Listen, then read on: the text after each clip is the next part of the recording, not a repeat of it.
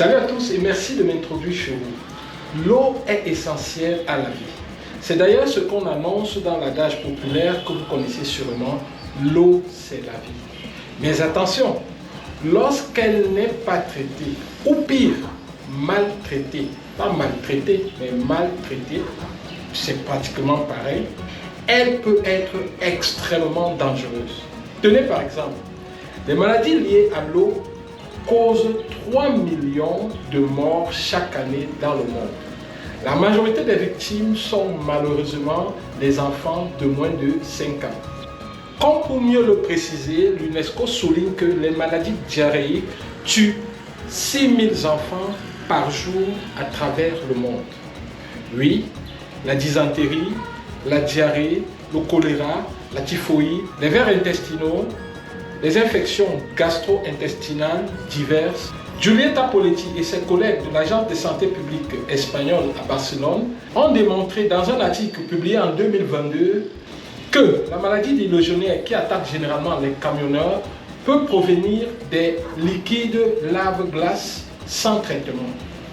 Ceci peut aussi concerner les travailleurs de certaines industries et même des piétons exposés à la circulation de certains engins.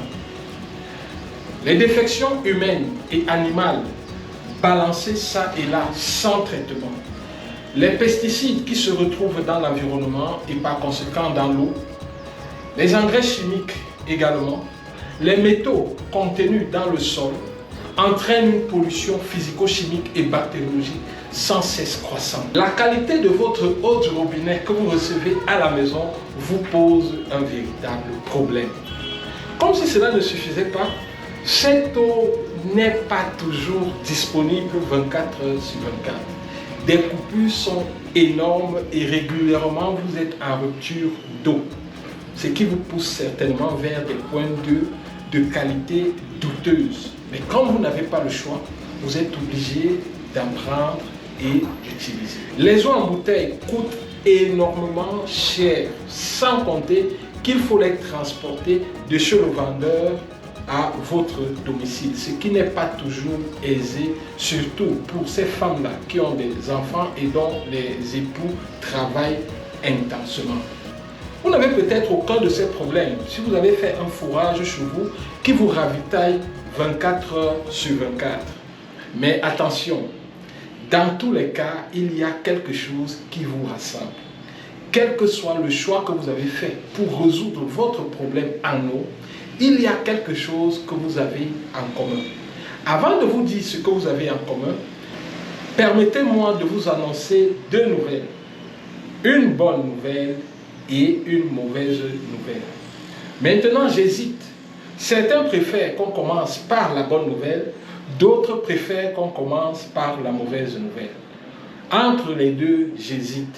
Mais vous, par quelle nouvelle préférez-vous que je commence? J'aimerais bien le savoir parce que je ne voudrais pas décevoir ceux qui aiment commencer par la bonne nouvelle ou alors ceux qui aiment commencer par la mauvaise nouvelle.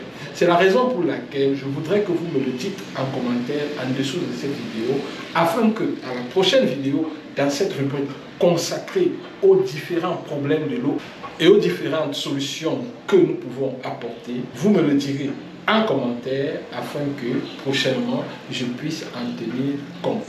Nous allons nous retrouver comme ça chaque semaine dans le cadre d'une très courte vidéo pendant laquelle je vais vous partager des informations clés qui vont vous permettre de reprendre en main votre eau. Reprenons le contrôle de notre eau. Sur ce, je vous dis merci et je vous donne rendez-vous à la prochaine vidéo que vous aurez par ce canal la semaine prochaine, le week-end prochain. Ça sera alors samedi.